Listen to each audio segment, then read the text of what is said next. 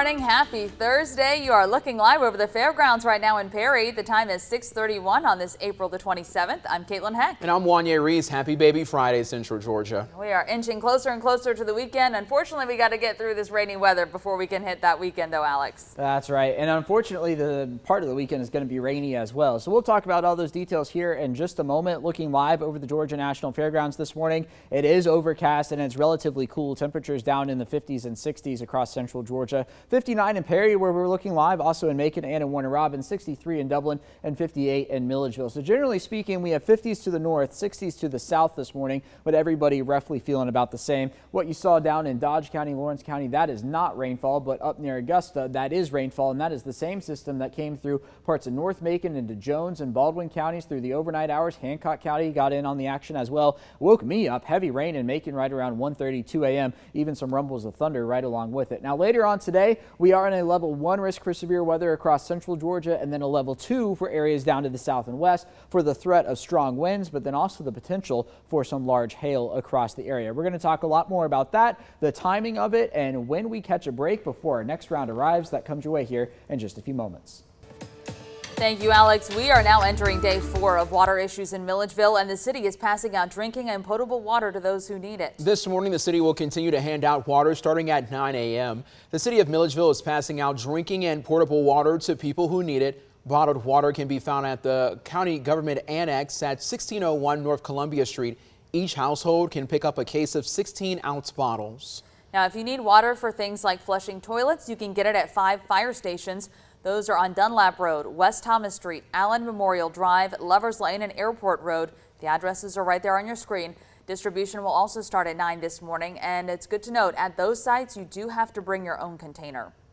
And due to the water shortage, Baldwin High School will once again have a virtual class day today. All other schools in Baldwin County will stay open with low water pressure. Georgia College, Early College, and Baldwin Success Academy are not impacted by the issue, and they will stay open today. Milledgeville's emergency water conservation request continues until further notice, and officials say this could last through at least tomorrow.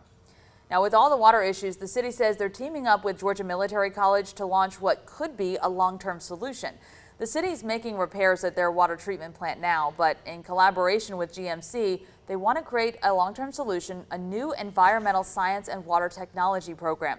GMC's Jeff Wells says the college asked city manager Hank Griffith how they could help with the water problems. Wells says Griffith wanted to create a program because there's a shortage of people working in water technology. Right now, they are operating probably with about 50% of what they need in the workforce. The program will launch in the coming fall with virtual classes, and they'll eventually bring it to in-person classes. Any GMC student can do the program. It's 6:34 on your Thursday morning. On May the 10th of 2004, Sonia Tukes left her home and never returned. 19 years later, Washington County investigators reopened the case, which is still unsolved. Sheriff Joel Cochran asked for the GBI's help with the case. His office now has a task force with better technology to help them investigate. He says there is one suspect, but he wouldn't give us any more details. Cochran hopes an upcoming vigil for Tukes will help them get some more information. Hopefully that, we can energize the community to help us uncover something that's going to help us find her. The vigil in Tukes' memory will be May 4th at 7 p.m. at the Washington County Courthouse. Well, people with medical marijuana prescriptions could finally have a place to fill them in Macon. A state board approved 5 dispensaries, the first group in the state. You had the ability to be able to possess medical cannabis or if you were properly registered with the state, but you didn't have an ability to be able to access it. Alan Peake, former Georgia representative, filed a bill in 2014 to legalize the medication, and then Governor Nathan Deal signed Haley's Hope into law in 2015. But Peake says that created a new problem of getting access to the medication. A state board voted Wednesday to license 5 dispensaries in the state, 3 of them owned by Florida-based Trulieve. The approval puts them in line for an official inspection, which they hope leads to distribution at a Riverside Drive dispensary. Such an exciting day for folks when we are able to open the doors and really give them a place to come and not only just buy products, but also to get education. Trulieve is not new to Georgia. They already grow the marijuana plant at a facility in Adel. The company's other dispensaries approved yesterday will be in Marietta and in Pooler. Now, the Georgia Department of Public Health currently has a database of registered patients who use low THC oil. Broken down county by county in central Georgia, Bibb County has between 500 to 750 registered patients. Houston County boasts between 250 to 500 patients using low THC. Baldwin, Jones, Lauren, and Monroe have between 100 and 250 patients. It's 6:36. Matt Arthur Elementary School is said to be one of Houston County's most populated schools, and that population is mirroring the county's growth. We're over 30,000 students, and the Matt Arthur attendance zone is a growing attendance zone. Wow, Matt Arthur Elementary School is the largest elementary school in Houston County. 20 years ago, it had a little over 700 students. Now it's nearly 900. As city leaders break ground on a new school, site superintendent Mark Scott says it's a big step. The pre-K through second grade of Matt Arthur Elementary will break off to fill the primary school. The 103,000 square foot school will come with 58 classrooms, a gym, media center, and cafeteria. Perry is growing at the same rate we've seen over the last 4 or 5 years. We're doing everything we can do to provide the quality of life that the people experience here today. The $30 million project is set to open in Perry by August of 2024. The school will be paid for with eSplosh funds.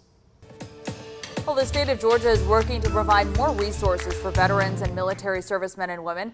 Governor Brian Kemp signed 3 bills this week to benefit veterans and active military members. The Genesis Joy House deals firsthand with unhoused veterans. The $750,000 in funding from the state provides more mental health services for veterans and military families. Founder of Genesis Joy House, Margaret Flowers, says this could help prevent homelessness for some. And she says nonprofits rely on volunteers for most of their work, so through the grant, they could hire caseworkers and psychologists. We definitely need that professional piece because our volunteers don't have that professional piece. And of course, you know, people will do more and give more if you pay them. Now, Genesis Joy House says this funding could help provide more resources through their Community Resource Center. About 100 future agricultural leaders are getting experience for Arbor Day by helping out around Macon for a few days. Middle Georgia State University is hosting the Future Farmers of America student volunteers on the Macon campus for the annual FFA State Convention.